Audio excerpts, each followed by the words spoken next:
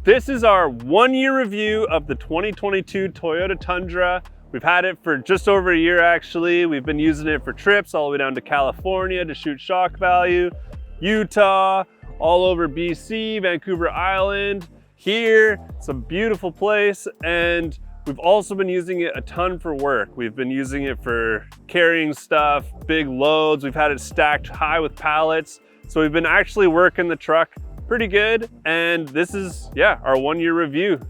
So to kick things off, we're just gonna talk about what the truck actually is. If you didn't see our original video of our first impressions, it is a 2022 Toyota Tundra with the TRD off-road package. Otherwise, it's an SR5, so it's the more basic model, but it still has the locker in the back, which is why I went for this model. It's also the short cab, and we did that because we wanted the full bed, but the short wheelbase. So that's what we have. As far as mods go, we have the Method 706 wheels with Mickey Thompson Baja Boss AT tires on it. We got those ones because they have the Triple Peak Snowflake, which is really important living here in BC.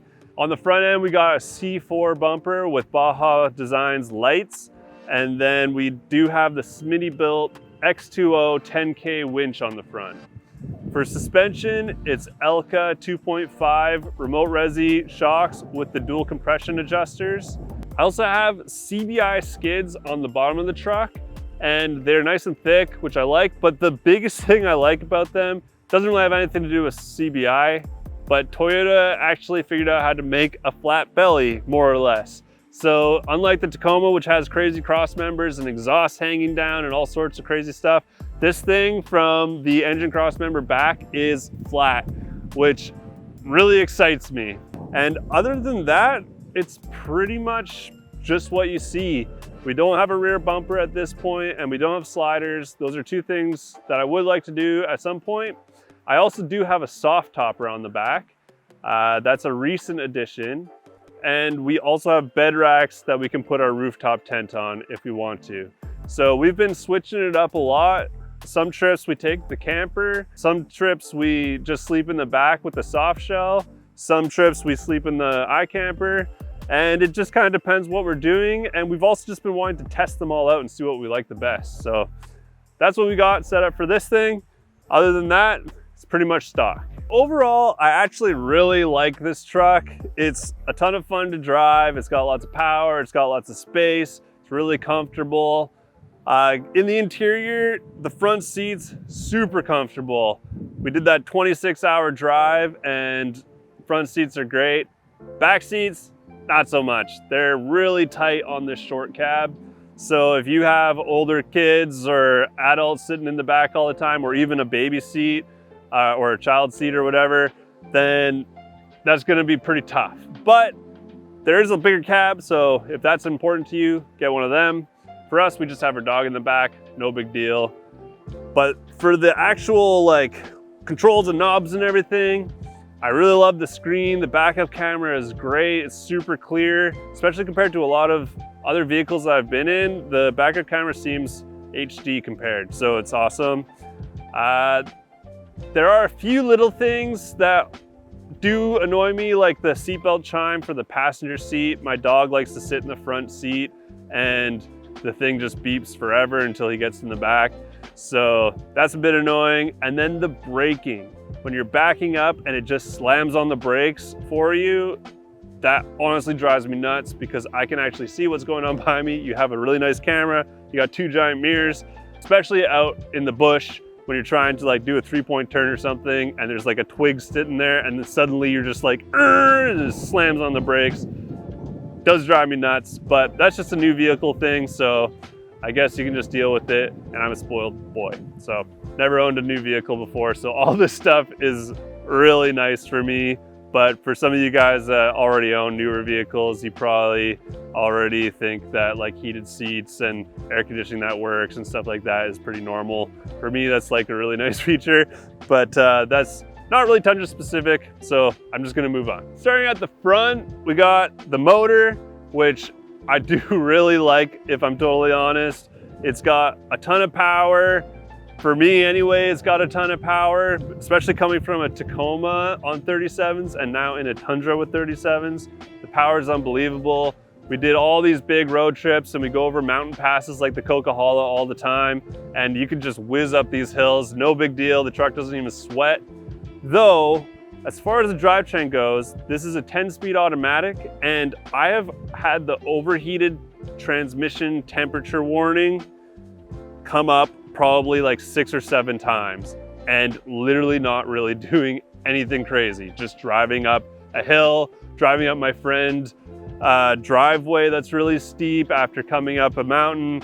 Like, it just overheats really easy. So if you actually tow or really haul real weight, you'll probably want a tranny cooler, which I do think is a little crazy for a truck like this that's supposed to be able to hold a lot of weight and tow. Yeah, it actually surprised me big time. So watch out for that.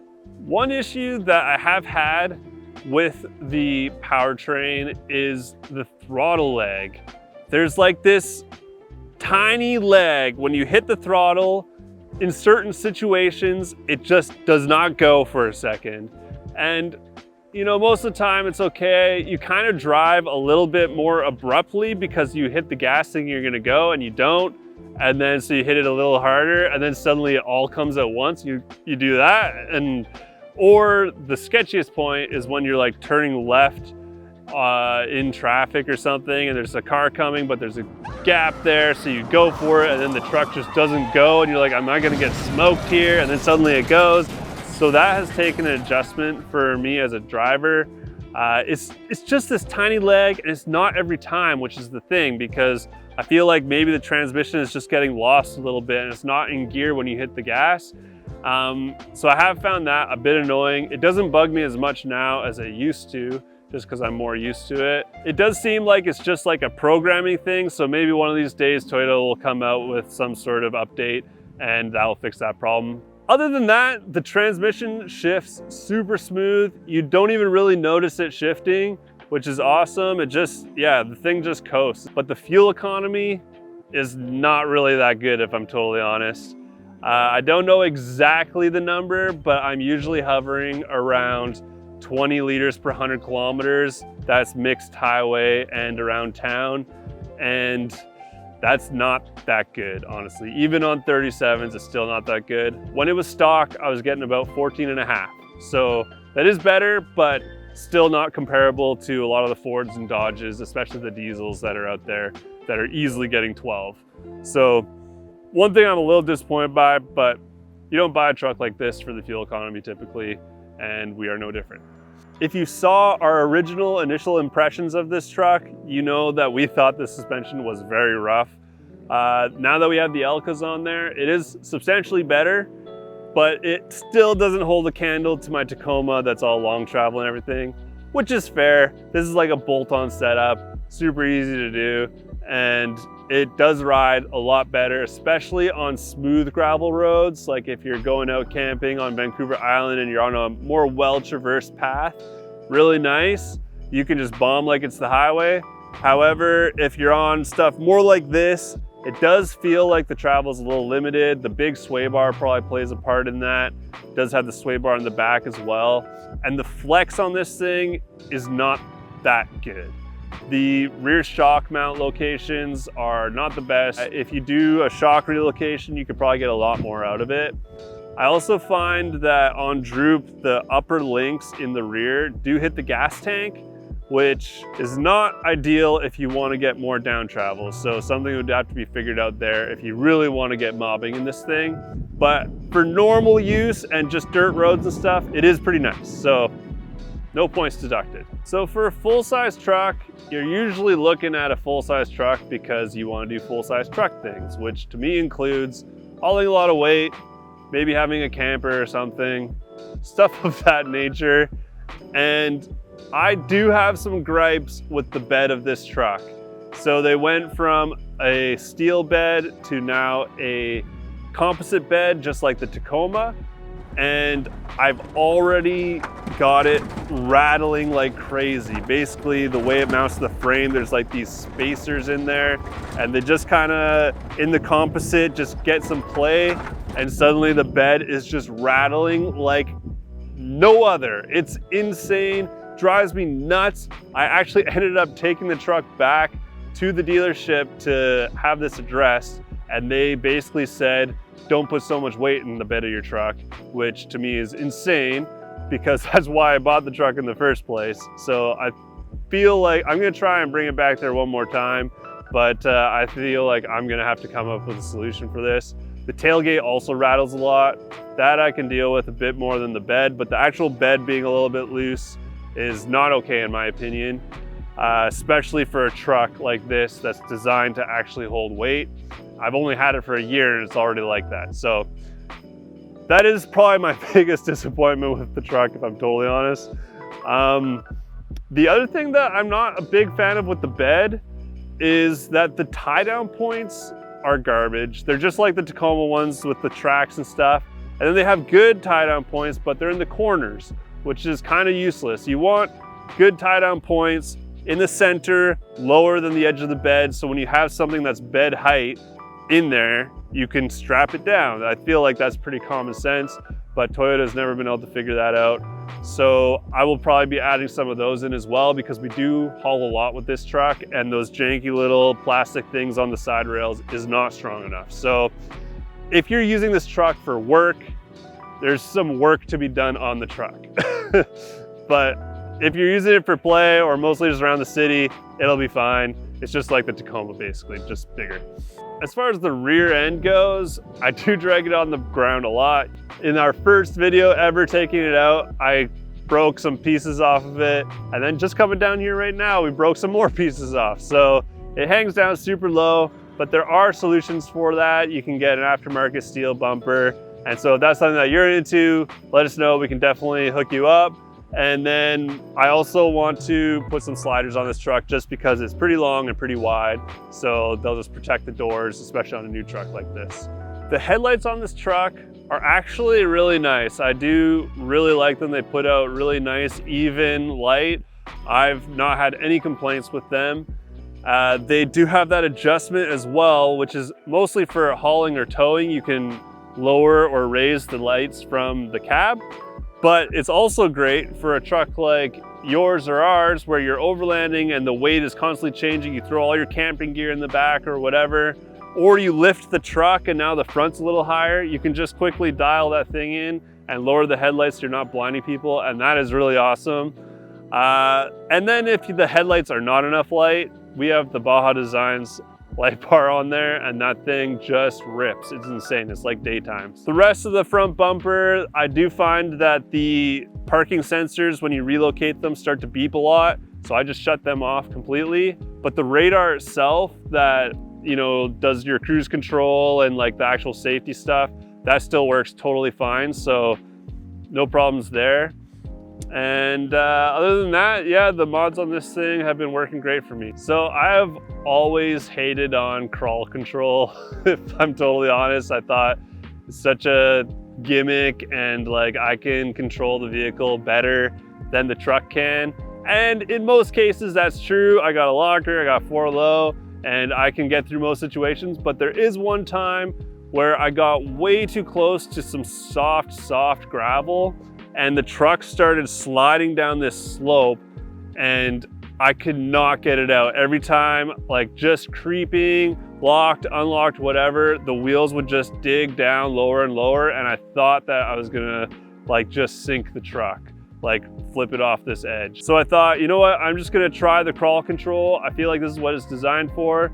Turned it on, and I just drove out, and it just crept up out of this hole that I dug myself into. No problems, which was actually really impressive. I have to admit, I was wrong for that kind of scenario. For most scenarios like rock crawling and stuff, I'd still rather be in control myself. But if you find yourself stuck in sand or pea gravel like I was, definitely it actually works. So really stoked on that. Kudos to Toyota. I did think it was a gimmick, totally honest, but I was wrong. Other than that, the traction control seems to work quite good. I've done lots of long mountain passes in the winter where it's quite snowy, and the traction control works great. You know, when it's really snowy, you just pop in 4-wheel drive, and sometimes you feel you starting to get sideways, or it starts to wiggle or whatever, and the truck just picks it up and you just keep going straight. It's It's incredible what technology does these days, and this truck's no different. But when you want to turn it off, you can get sendy in the corner still. You just have to, you know, figure out how to like put it in neutral or park or whatever and hold that button down.